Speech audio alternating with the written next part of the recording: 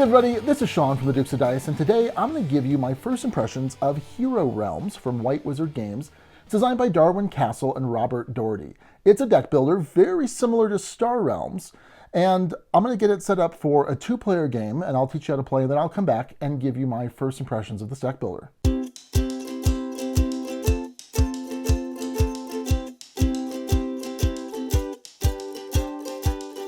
So everyone's going to start with the same hand of 10 cards. Everyone gets 7 gold cards worth 1 gold apiece, and 1 ruby that's worth 2. In addition, players each get 2 combat cards, a short sword worth 2, and a dagger worth 1 combat. Players are able to purchase from the 5 cards in the center row. These cards all have a cost in gold that players need to generate when playing gold cards from their hand. They also have a faction and some kind of main ability, and some of them will also have different ally abilities. So for example, the Spark spell says that when I play it, I can add 3 combat to my combat pool, and I can also make a target opponent discard a card.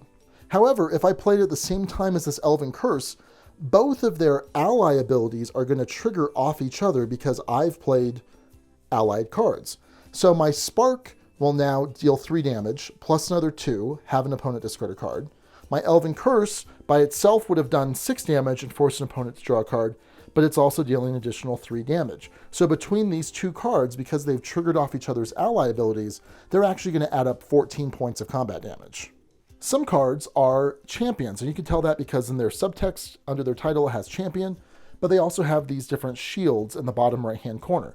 The shields indicate the amount of damage that can be dealt to them. So not only can you attack a player, but you can also attack these champions. In fact, some of the champions with the black shield means that you can't attack a player until this guard champion has been eliminated. Whereas the white shields, you can attack them whenever. But damage doesn't persist from round to round, so you'll need to be able to kill a champion entirely if you want to be able to get rid of it. When you get rid of a champion, they're just going to go to the player's discard pile. They're not lost forever. Some of the champions have this exhaust ability here, and this just reminds you that you can only use it once per round. So for example, I use this Cult Priest, I exhaust him to add either 1 gold or 1 combat to my pool.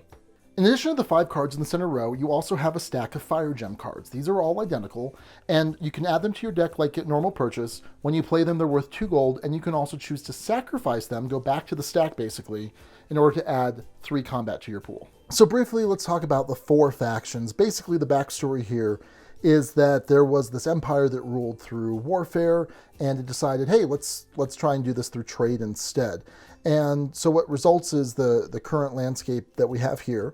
The 4 factions are the Yellow Imperial faction.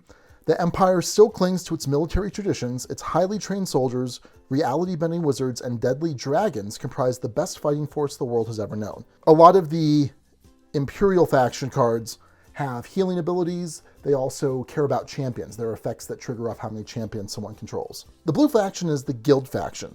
The fortune and trade that flows through the empire has fueled a powerful organized crime syndicate known as the Guild. Well, the blue cards are going to let you place cards that you acquire directly on the top of your deck. There's kind of some backstabby damage they can do. They could directly kill a champion or stun it. There's the green Wild faction. Elven kingdoms older than recorded human history, ravaging orc war hosts, savage nomadic human tribes, trolls, and deadly wild beasts can all be found in vast wildlands east of the Empire. So the green faction is going to enable you to do a lot of card draw and also force your opponents to discard cards. And finally, there's the red faction, the Necros faction. The demon-worshipping Necros cult festers in the city's underbelly, preying on the homeless, the forgotten, and any that dare challenge them. And one of the big strengths of the red faction, the Necros, is that you're able to thin your deck quite easily. There are effects that will let you remove a card completely from the game, so you can see more often the better cards that are going to be more powerful. All right, so I've got the game set up for 2 players. The starting player, which is going to be us over here, starts with 3 cards in play, although in subsequent turns, everyone's always going to have 5 cards. The second player is going to have 5 cards that they start with. So what you're going to do is you're going to reveal your hand. And in this case, I have 3 gold. So with this 3 gold, I'm going to use it all on this Elven Curse. So I'll take this, I'll put it in my discard pile, This immediately gets refilled when purchased. All the cards that I've played or that are remaining in my hand for whatever reason go to my discard pile. I draw a new hand of 5, and then the other player will take their turn. So this player on their turn is able to generate 3 points of damage. So I've got my life counter here. We both start at 50, and I'm going to take this down to 47. And of course, the object here is to get the other player down to 0 life. They also have 1, 2, 3, 4 gold to purchase. There's nothing that's worth 4, and there's not right now 2 cards that can add up to 4. So maybe what they'll do is they'll buy the Rot card, which is going to help them thin their deck. They buy it for 3, and since it's a pool of money, they still have 1 gold left in their pool. Had they flipped over a 1 value card, they could have purchased that as well, but they don't. So this is replaced. This all goes away. They draw 5 new cards, and now they're out of cards in their deck. All right, back over here. 1, 2, 3, 4, 5 gold. And then 1 point of damage, so 50 becomes 49. There we go. And for my 5 gold, I've got this nice Direwolf. And you notice I've already purchased one of the nature cards. So that's going to generate me some good synergy. So I'm going to go ahead and pick that up. This all goes away. This gets replaced immediately.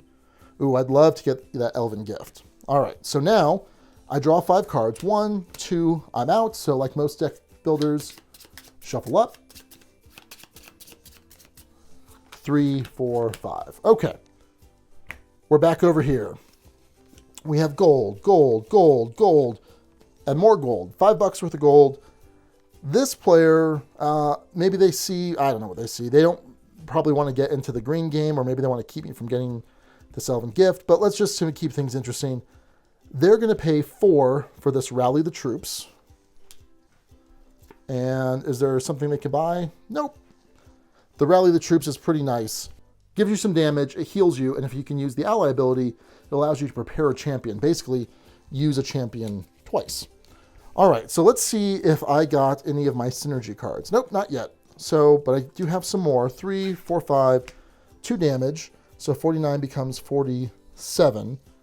$5, I'm totally buying this Elven Gift. And I still have $3 left in my pool. I can buy this Wolf Shaman. Oh boy, this is getting pretty good.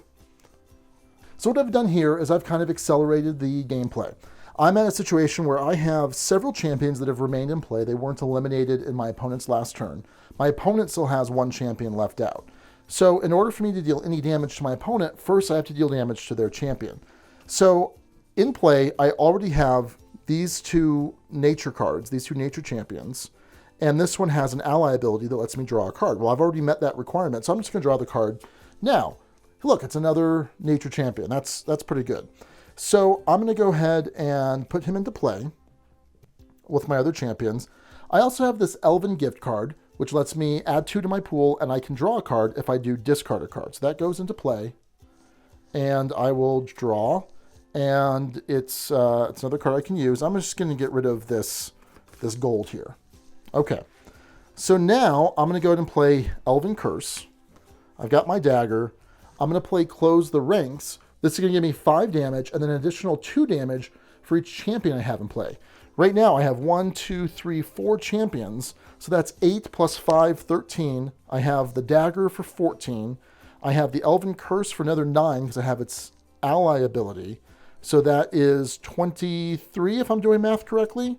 My Elven Gift has another ally ability, which gives me another 4, so that's 27.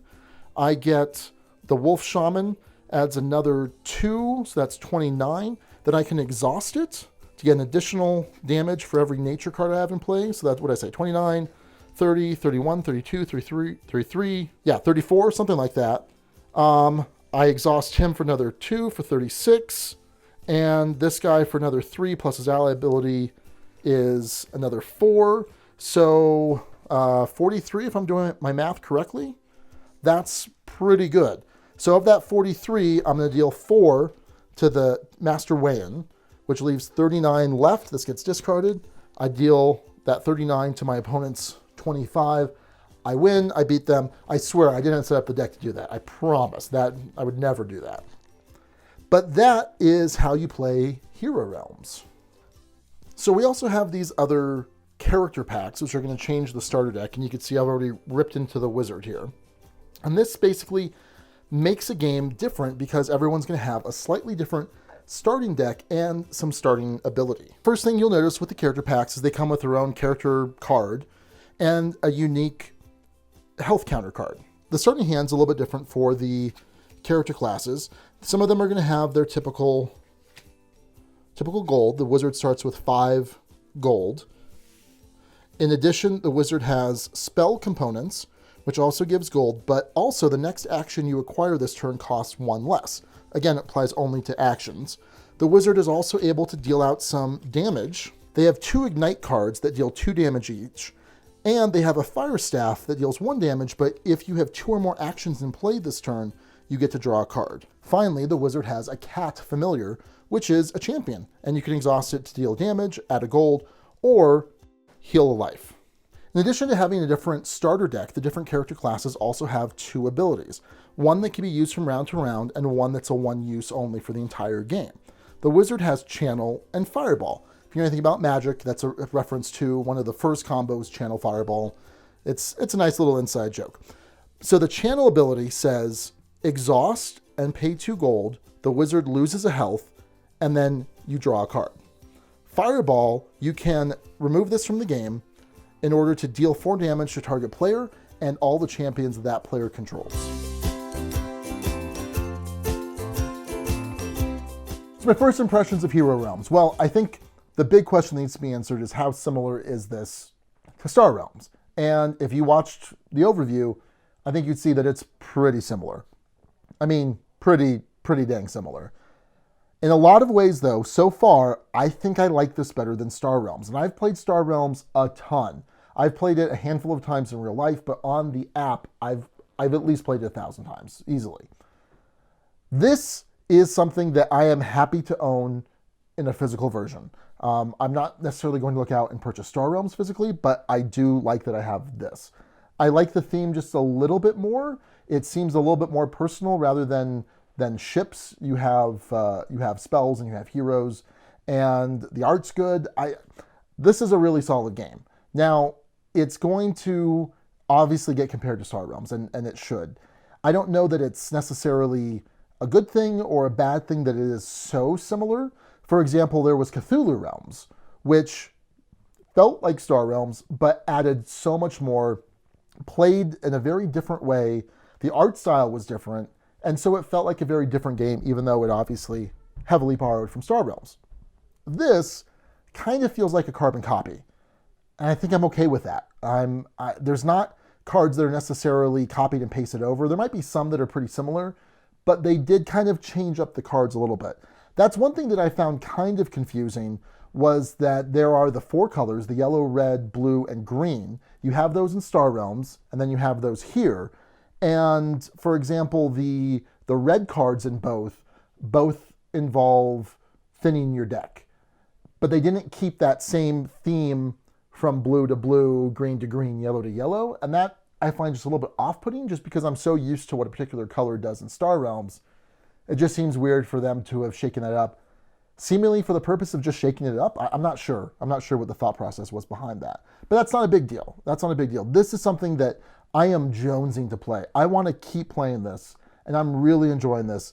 Now, what's added to this, too, are those character decks that make each player's starting hand a little bit different, just slightly different cards, but also those class abilities that are going to make gameplay a lot different for every player. That's super cool. I really like that. I've only played the wizard so far. I'm very excited to explore the other classes. I am hoping they're going to release other ones. I know there's an upcoming cooperative mode to play. There's an adventure mode to play. I'm really excited about this, and I'm kind of surprised. You know, I typically, if you've listened to the podcast recently with deck builders, I prefer a deck builder that does something. Like, I like Clank a lot. I like Tyrants of the Underdark, because you're either exploring or you're building an army and attacking, things like that. I've been less enamored with these type of deck builders where you're just attacking one another. It's a duel. but I'm really enjoying this. And yeah, it's really good. So I would highly recommend Hero Realms, especially if you like Star Realms. If you like deck builders, if you like kind of a dual style game. And that's not to say that this doesn't do well in 3 players, 4 players. I've played 3 players attacking the left. I've played 4 players attack left or right, and there's other modes. There's Emperor mode that you can play with 6 players. There's lots of different ways to enjoy Hero Realms, and so it's going to be a really hearty recommendation. My first impression of this game is really strong, so definitely go check out Hero Realms. While you're at it, if you could subscribe below, I'd really appreciate that. Follow us on Twitter and Facebook. You can also join our Board Game Geek Guild. We're guild number 2008. And as always, if you would listen to our weekly podcast, we'd love to have you along. So until next time, this is Sean, and I'll catch you later.